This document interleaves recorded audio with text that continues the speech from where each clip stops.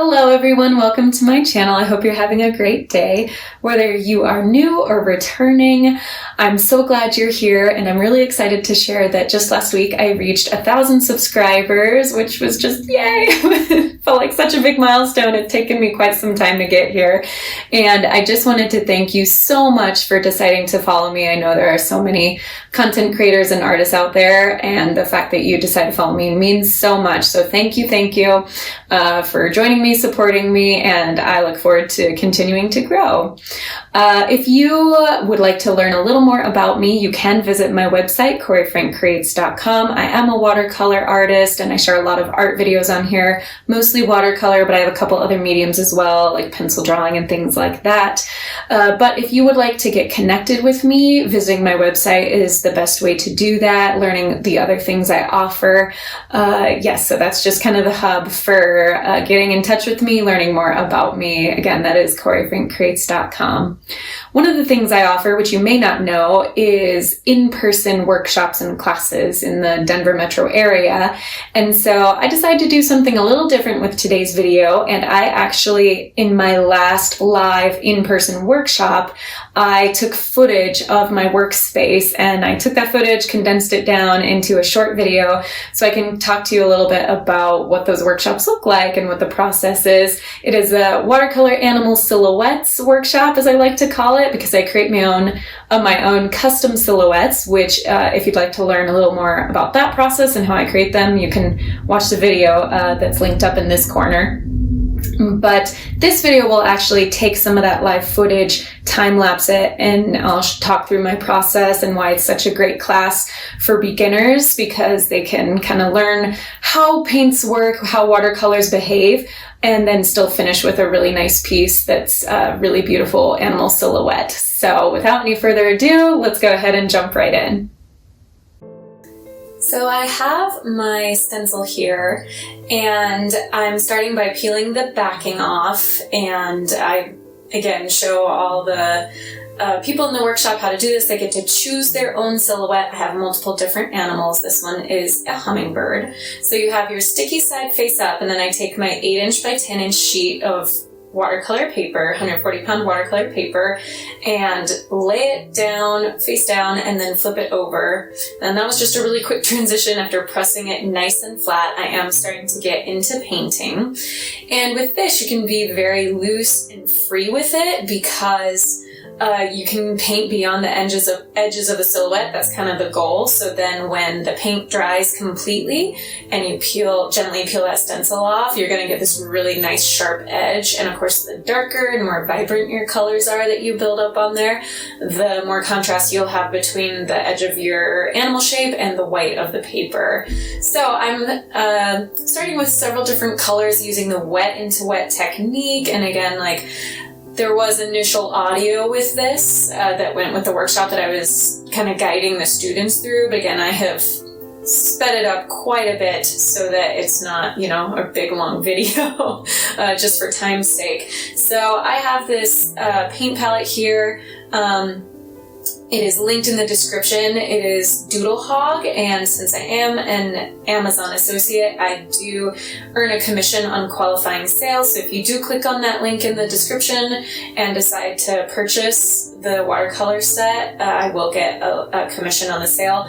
It is not the one that's linked in the description. Unfortunately, they discontinued this exact palette. So it is a Doodle Hog, same brand, but it has 48 instead of 36 colors, which is a little bit excessive, I think. I thought the 36 color set was just perfect, but they discontinued it. So anyway, and I'm using 4 different colors here. I really liked the kind of lime green. There's a teal color. There's a really deep kind of navy color, and then that lovely pink, almost bubblegum pink.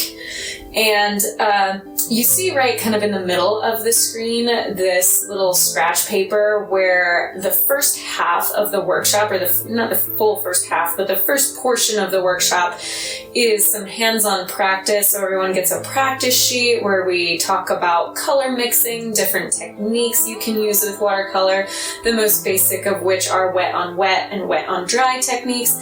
As I mentioned earlier, I'm using that wet on wet technique, which means I lay down some water on my paper surface and then when I add pigment to it, it just spreads really nicely, creates this cloudy kind of effect, and the edges become more smooth and they feather out as they hit that water.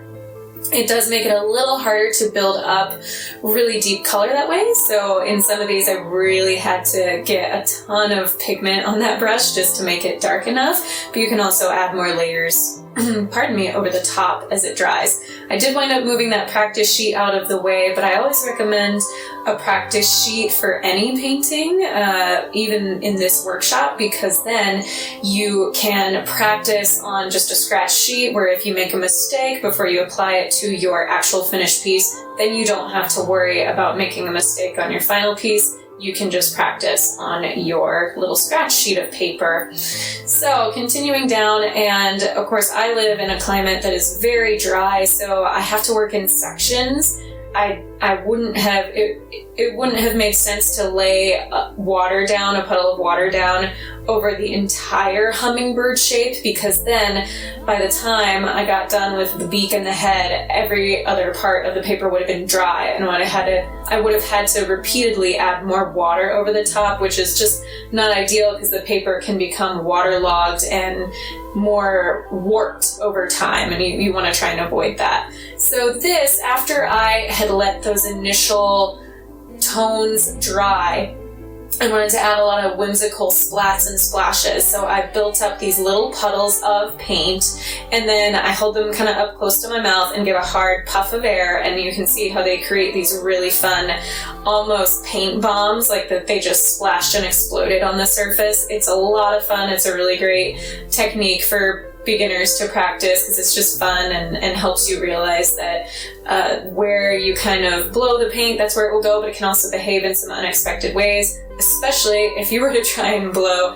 a wet paint into a wet surface. It wouldn't quite create that effect. So this is a good wet on dry technique where you want the surface below to be completely dry before you try doing any of these splatter effects.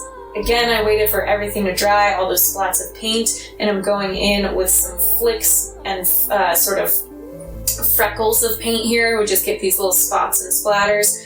I accidentally had too big of a spot there, so I quickly blotted it up with my towel. And then once I kind of build up enough of the paint with different splatters and stuff, again, you want to wait for everything to dry completely. You can help it along with your towel on that stencil. Once it's totally dry, you just very gently peel that stencil off. It looks really fast here, but I was going pretty slow and steady. Doesn't matter if the stencil rips because I ultimately wind up throwing it away. And there you have the final piece, so it gives you a good idea of what a finished silhouette may look like. Thank you so much for watching. I hope you enjoyed that video. If you did, please give it a thumbs up. Go ahead and subscribe to my channel if you haven't already. I'd really appreciate it. Until my next video, be kind to yourself, be kind to others. God bless, and I will see you soon.